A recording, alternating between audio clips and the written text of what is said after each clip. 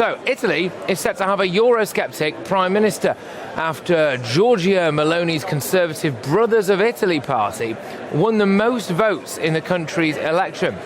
Her right-wing alliance includes Salvini's League Party and former Prime Minister Silvio Berlusconi's Forza Italia party. They are due to secure a majority in both houses of Parliament. There's a bigger picture at play here, though, people, OK? I'm sure you've all seen this in the news right now. Italy is the EU's third biggest economy, and so I'm asking whether or not the election result shows that the EU is crumbling.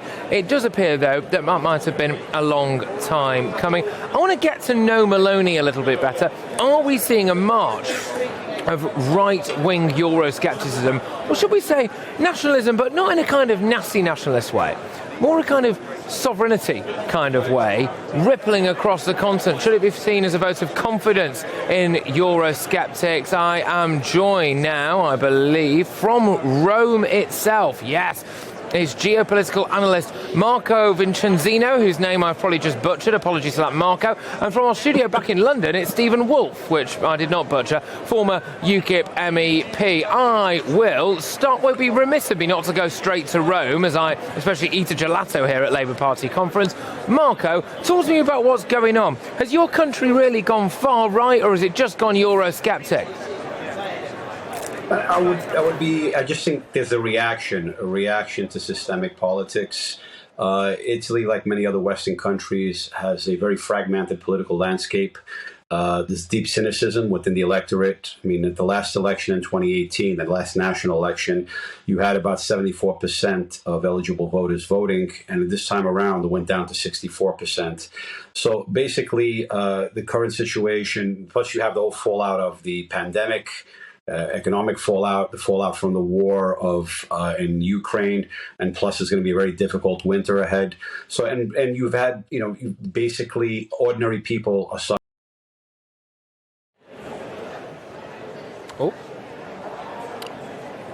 I think we might have just lost Marco. We've lost Marco a little bit there. Marco Polo, no, I won't make that joke. Stephen, over to you in our studios in London. Stephen, is this a sign that the EU is crumbling? Unfortunately not, Patrick. What it is a sign is, as your previous speaker was saying, is that the people of Italy are growing tired of their own country's leaders and the way that they're reacting to issues that really matter to them. COVID, cost of living crisis, particularly the costs for people's budgets in their basket and their energy in Italy. We're also seeing a reaction to European immigration when we look at what's happening in the Swedish political forum and the recent election there of the Swedish Democrats. But one thing that holds all these political parties together and their people is that none of them really want to leave the European Union.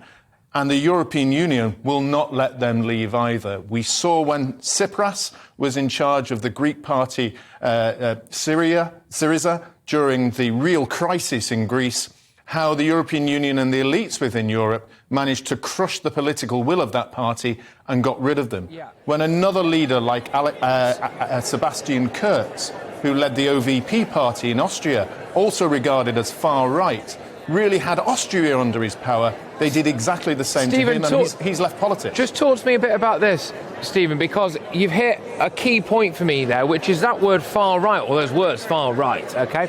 Now, is our new friend and, I suppose, ally over there in Italy really far right? I've been listening to some of her speeches, and she talks a lot, for example, about wanting people to be proud of their national flag and want to wave it in Italy. She's spoken a lot about the fact that she wants people to be proud of the traditional family unit and to build back identity, both nationally, personally, domestically. That's not massively far right, is it? A lot of people might say that's common sense. Or has she got a streak to her as well? No, absolutely not. And the use of the term far right, I mean, of course, I faced it when I was a member of the European Parliament and the immigration spokesman for UKIP. Of course, it's been used by the left to immediately try and destroy any political leader that goes against the will of the European elites. What is their main thing is they'll say it's immigration. That is, therefore, as you're opposed to immigration, you are far right. But if you look at the policies of these political parties, the brothers in Italy and what was the Five Star Movement and the others that are all joining together, they're effectively social conservatives. They're about the sovereignty of the nation. They're about looking after the family. But they're also economically, generally, quite socialist. They're looking about giving money from the state to people. And that was the same with Marie Le Pen in her political party. So there's nothing far right about them. But they will use this label to try and persuade people that you should not be voting for them because they are frightened of some of their policies. This is a key point, though, Stephen, isn't it? Because actually, if economically they're relatively socialist, but actually, I suppose, it's a difficult thing to say, but socially you could argue that they're maybe quite conservative, right?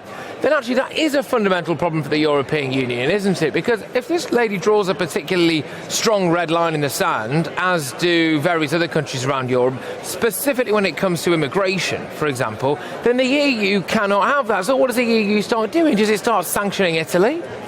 No, they won't sanction Italy. What they'll do cleverly in Italy, as they've always done, is they start to undermine the presidents and political leaders of the parties. They've been very clever, and that's why you see so many presidents fail in Italy. Someone gave me a number that there's almost something like 200 presidents since 1945. That may be not exactly accurate, but we know there's an awful lot. So they'll work on that.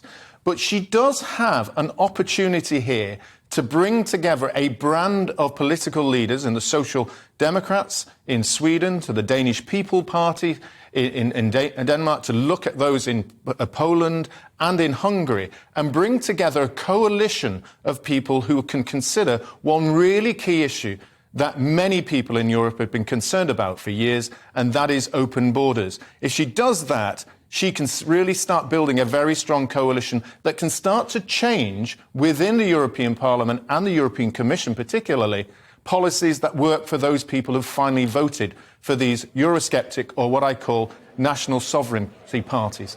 Well, that's the difference, isn't it?